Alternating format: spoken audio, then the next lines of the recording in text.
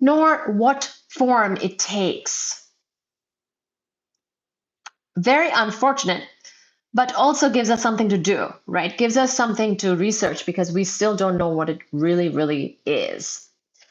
The detailed problem of how galaxies form is also unsolved because of the complex hydrodynamical and radiative processes involved with the motion of gas and the formation of stars. So there's also a lot of other complications, such as this hydrodynamical stuff that needs to happen for galaxies to form, radiative processes and whatnot, right?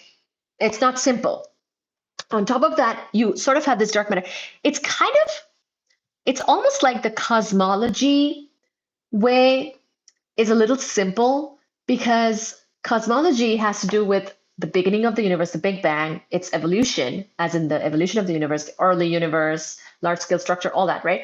So it's almost like you go back to the beginning where there wasn't a lot of stuff. There wasn't a lot of structure or galaxies or anything. And you kind of know, simply put, what there was. And so you know that you have to make this other next thing happen with that. And so it's almost like it's the only, you need dark matter because there's no, like, there's the ordinary matter is not doing it. So it's almost like cosmology is both really hard and also really simple. It's a sort of this dual thing. So anyway, but now this field is not just about theory and simulations. Breakthroughs in observational technology, such as the Hubble Space Telescope, of course, Hubble is the best, now allow us to see galaxies at high redshift and thus study precisely how their properties and distribution in space has changed with time. So the Hubble, I mean, getting time on the Hubble is pretty hard. You have to have a pretty high priority question. But basically, they've made a lot of progress in observing more and understanding more about the distribution of galaxies, of matter in this universe. With the next generation of huge redshift surveys, so more and more surveys are happening all the time. The dark energy survey is one of them. It's got a little bit of a different goal. It's trying to understand dark energy and the expansion of the universe, but sort of similar. Lots of these surveys are happening now to give us more data, more redshift data, more understanding of the distribution of matter, as well as the expansion of the universe. Both of those are very important.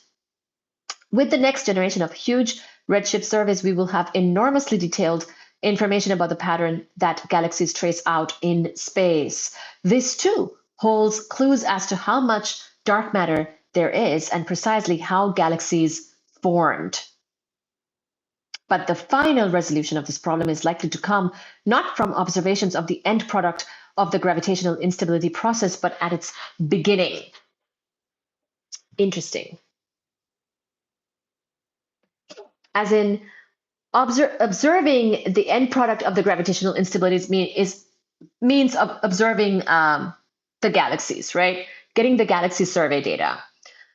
But as far as, hi baby, as far as, this is Baji coming here for kisses, as far as understanding how the lumping, the clumping, the overdensity becoming crazy gravitational instability thing happened, which led to the galaxies in the first place, which would have had to have happened with whatever there was, which was the ordinary matter and the dark matter.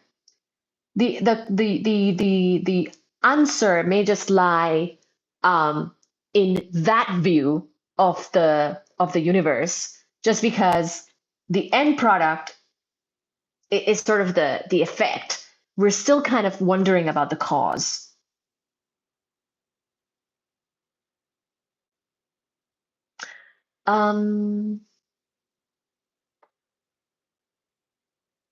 Antimatter? What do you mean? Proof of any antimatter? What do you mean by that? That there is antimatter? There is antimatter. Just a lot less than matter, but there is antimatter. The Kobe satellite represented an enormous advance in the study of structure formation, but in many ways, this experiment was very limited. Baji, can you not move the phone, please?